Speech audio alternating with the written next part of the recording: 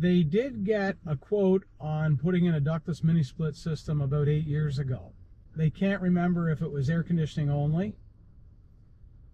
They don't know whether or not it was a heat pump, and the number was completely different than what the heat pump numbers are today.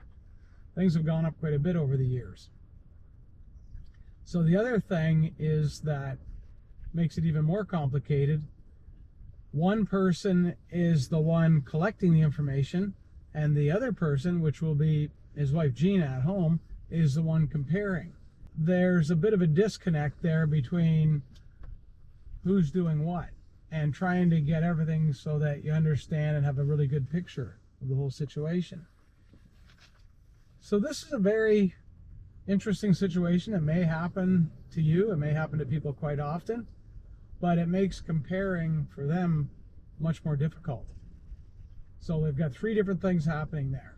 Prices have changed over time. They're not sure what was quoted before, and 2 different people actually trying to put the information together and make sense of it